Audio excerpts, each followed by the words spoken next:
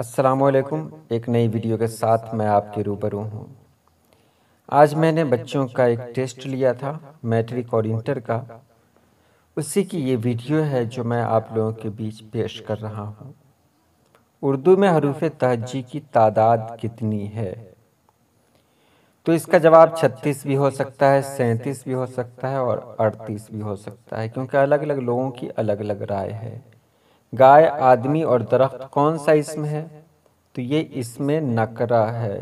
وہ اسم جس سے پوری ذات کا علم ہو اس کو اسم نکرہ کہتے ہیں۔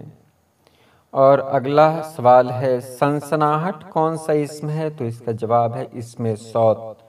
وہ اسم جس سے آواز کا علم ہوتا ہے اس کو اسم صوت کہتے ہیں، جیسے سنسناہٹ، گھرگھراہٹ، میاؤں اور کتے کی آواز جو ہوتی ہے، یعنی جو بھی آواز ہو وہ اسم صوت کہلائے گی۔ یہاں آؤ کون سا جملہ ہے؟ تو یہ امریہ جملہ ہے۔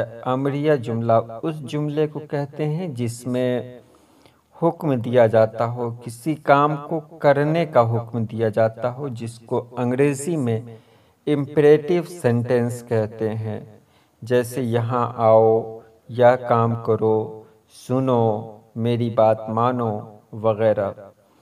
اس میں مصغر کی کوئی ایک مثال بتائیں؟ تو جواب ہے اس کا دیگچی، اور بھی ہے باغیچہ بھی ہو سکتا ہے، دریچہ بھی ہو سکتا ہے۔ اس میں مصغر اس اسم کو کہتے ہیں جس میں کسی اسم کی چھوٹائی کے بارے میں علم ہو۔ اس کا کوئی نہ کوئی اسم مکبر بھی ہوگا ہی۔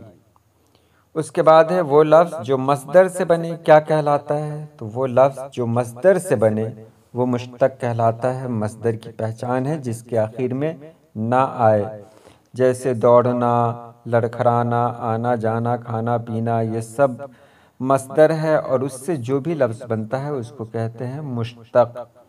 اگلا سوال، قبرستان کا لاحقہ کیا ہے؟ تو قبرستان کا لاحقہ ہوتا ہے ستان۔ ستان جیسے گل ستان، چمن ستان، یعنی گلستان، چمنستان، شب ستان، شبستان۔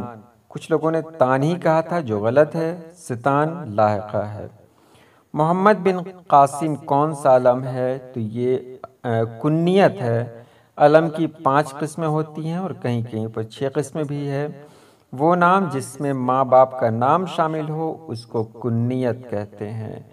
اس کے بعد 9واں سوال تھا، بکری کالی ہے میں کالی کیا ہے؟ تو کالی صفت ہے، یعنی ایڈجیکٹیو ہے، جس کو ہندی میں وشیشن کہتے ہیں، اور جو اسم کی خوبی یا خامی کو بتائے اسے صفت کہتے ہیں۔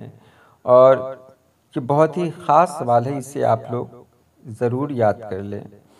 اس کے بعد ہے دوپہر کون سا اسم ہے؟ تو دوپہر اسم ظرف زماں ہے۔ اسم ظرف کی 2 قسمیں ہیں، اسم ظرف مکان، اسم ظرف زماں۔ اسم ظرف مکان اس اسم کو کہتے ہیں جس میں کسی جگہ کا علم ہو، جیسے مسجد، عیدگاہ، قبرستان وغیرہ، اور اسم زماں اس اسم کو کہتے ہیں جس میں وقت کا پتہ چلے، جیسے دوپہر، رات، صبح، شام وغیرہ۔ تو یہ سوال میں نے بچوں کو دیا تھا، بہت اچھا جواب ان لوگوں نے دیا ہے گروپ میں۔ تو آج کے لیے اتنا ہی۔ اللہ پاک آپ سبھی لوگوں کو خوش رکھے، آباد رکھے۔ اللہ حافظ۔